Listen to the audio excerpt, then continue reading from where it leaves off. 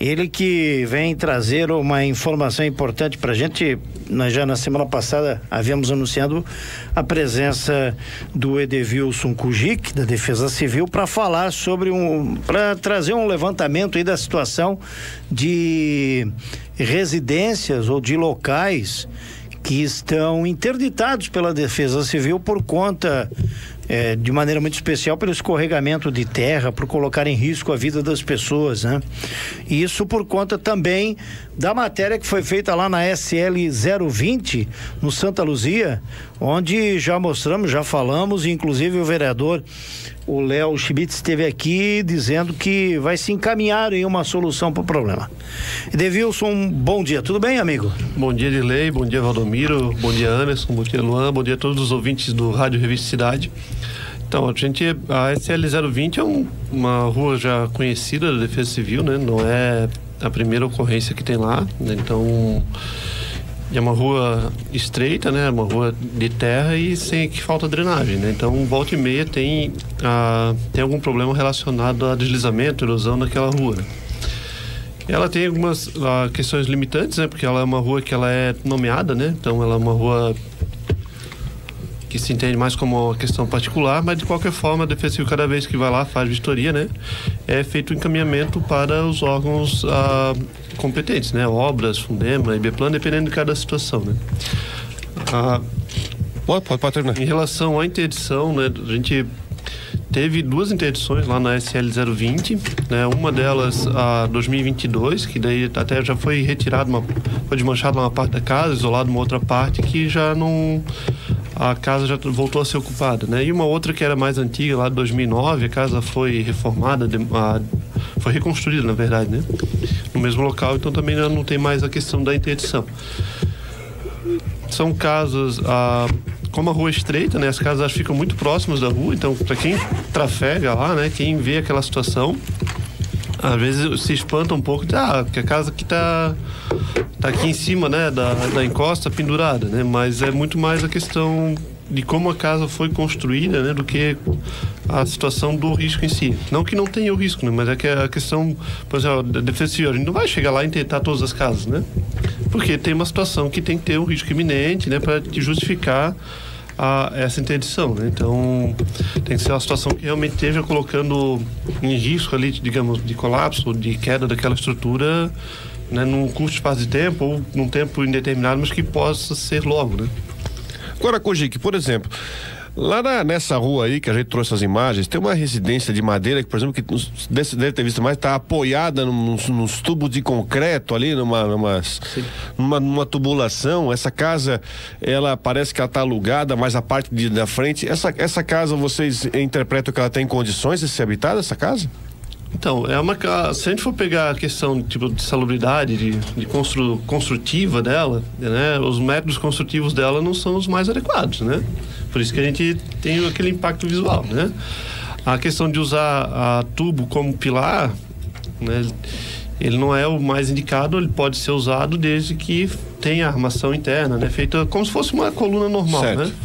E ali a gente observa muito mais a questão do método construtivo, né? Então, o pilar já dá indício que ele foi feito já fora de prumo, né? Então, a gente observa assim, a gente tem aquele impacto visual e é uma varanda que está apoiada naqueles tubos, né? Não é a casa em si, né?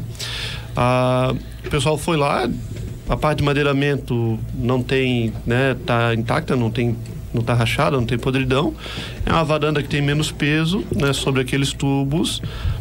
E claro, né? Tem a questão que está no limite da via, mas aí os moradores tinham que ter feito uma ação já quando foi construído, né, para que não chegasse nesse ponto, né? Hoje a casa já é habitada, então a única forma vai ter que ser movida uma ação para demolir essa casa, né? Mas quem está sendo lesado é os próprios moradores têm que mover essa ação, né? Então são questões muito mais ali que envolve a própria comunidade, né? É uma rua que volta e meia tem alguma denúncia, né? Então a gente teve um deslizamento considerável em 2022, próximo dessa casa, mas pro barranco do outro lado, no caso, né? Caindo para a casa de baixo, que é essa que eu comentei, né? Que foi demolida uma parte da casa, né? E foi isolada uma outra parte para tirar a interdição, né? E tem um impacto visual, mas ele é visual, né? Não tem assim uma situação que chega lá, não, tem um risco iminente, né? Tu vê que perdeu o prumo agora recente, ou rachou, a madeira tá rachada, tá apodrecida, né? Que possa vir a ruir a qualquer momento.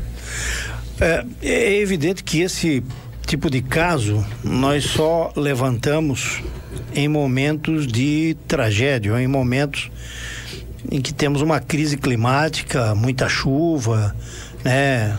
Terreno muito molhado, né? Sim. Escorregamento de terra, enfim, é nesse momento que se levanta essa situação.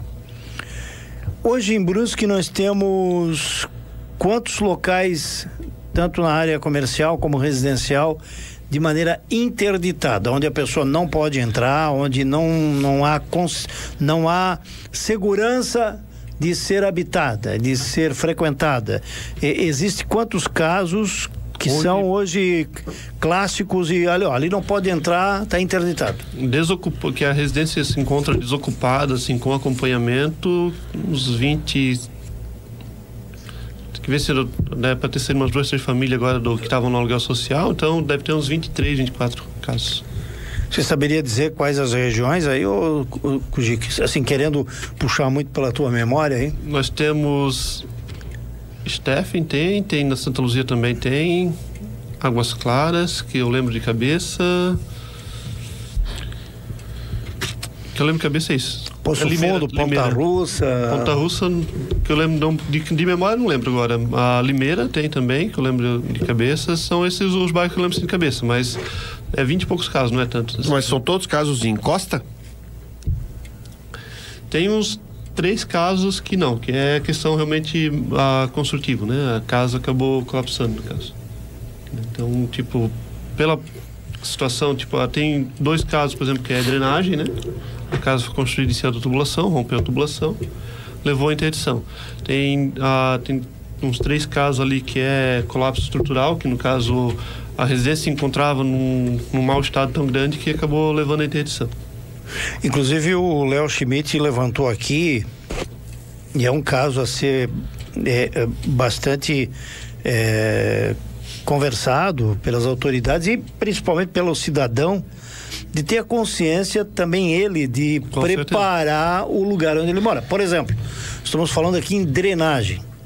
Como é que alguém vai se instalar numa encosta ou atrás de uma encosta sem entender que ali é preciso ter uma preparação de drenagem, né? E aí joga para o poder público muitas vezes a responsabilidade dessa situação. No caso específico aí dessa da SL 020, quem está em risco principalmente é quem está lá embaixo, é aquela residência de baixo, mas também por falta de drenagem naquela rua. Com certeza. Não só na rua, né? Na costa toda, né? Exato. Ali, se for pegar todas as residências que foram construídas ali, nenhuma delas tem, né? A drenagem adequada. Principalmente da parte de terreno, né? Então, mas isso é uma realidade da cidade, né, Dilei? Não é só... Sim. Não é só SL 020, né? Se a gente for pegar, tem várias ruas nessa situação. Mas hoje já há uma fiscalização para isso também? Não da Defesa Civil, mas Existe uma fiscalização. Existem critérios, por exemplo, o sujeito vai construir uma casa em cima de atrás de uma encosta, digamos. Sim. Lógico, há fiscalização para dar o habite e tal, para começar a construir. Sim. A Defesa Civil também participa, quando é nesse caso, né? De lugar de risco, a Defesa Civil também. De risco, sim. Aí a Defesa Civil é acionada. E aí vai depender de cada situação aquilo que vai ser. A drenagem é o básico, né? Que a gente vai estar ali em qualquer relatório da Defesa Civil vai estar recomendando drenagem, porque na nossa região é o que mais acaba deflagrando, né, a situação de deslizamento. Então, drenagem está sempre. Dependendo da situação, a gente vai pedir estudo geológico, vai pedir uma obra, vai pedir afastamento da residência, né? Às vezes a obra pode fazer parte da residência, né? Dependendo da situação. Quando, por exemplo, o barranco, né? A casa está construída, digamos, como se fosse aqui na mesa, né? Construída aqui em cima e tem o barranco para a parte de baixo da casa, né? Para ajustante da casa. Então, vai ser pedido, por exemplo, fundação profunda, além da drenagem. Então, depende de cada situação. Isso hoje, sim, tem. E até mesmo quando vai fazer a terraplanagem, né? Já é cobrada a drenagem junto ali, né? Faz parte do projeto junto, né? Então, hoje, sim. Só que a gente está falando... por exemplo, a SL20 e várias, né? Pegar aqui o caso da SL20, que é o que está agora no ar, né? Mas tem várias questões que foram ocupadas há 30 anos, né? Começou, talvez até antes disso. Então, situações que estão ocupadas há muito tempo, que começou lá com uma residência, aí o próprio proprietário foi vendendo, né, para outras pessoas que queriam sair do aluguel, queriam comprar um terreno mais barato e foram ocupando de uma forma não tão adequada, né? Que é a realidade da nossa região, né? Então, nossa região, se a gente for pegar, ela tem um histórico de ocupação desde a época da colonização, né? Que foi ocupada da forma de ter um maior aproveitamento possível, sem às vezes observar, né, a questão do risco do entorno, né? Tanto que a gente mora, né? Vou pegar o caso, a gente mora na cidade com um histórico de enchente gigante, né? E desde que a colonização começou a ter enchente. Tem. Ô Kujic, nós estamos falando aqui sobre casas, enfim, que já estão colocadas, que vocês têm que fazer análise. Vocês têm encontrado casos de ocupação irregular de casas, enfim, de que vocês têm que deter não sei se deter a palavra certa, mas alguma construção, por exemplo, até falando em desmatamento também, né? Porque tem aquela questão de você também acabar desmatando área de encosta pra também. Poder construir. Para poder construir. Como é que tem feito isso? Vocês atendem a denúncia? Vocês têm feito, vocês tiveram algum tipo de ocorrência recente? Recente não. Nesse ano, pelo que eu lembro, não. A gente teve algumas questões de denúncias, por exemplo, assim, a questão de o vizinho, né, um terreno que já estava escavado, né, e alguém passou lá e denunciou porque estava sendo feita a construção. Aí é encaminhado, né, para o IBPLAN ou para a Fundação do Meio Ambiente, dependendo de cada situação, né, para que se faça a fiscalização efetiva daquele local, né, porque às vezes pode ter uma situação, por exemplo, que a gente teve, por exemplo, né, vou pegar um caso, por exemplo, na Souza Cruz, teve várias denúncias e a construção estava regular, né, tanto a escavação quanto a construção.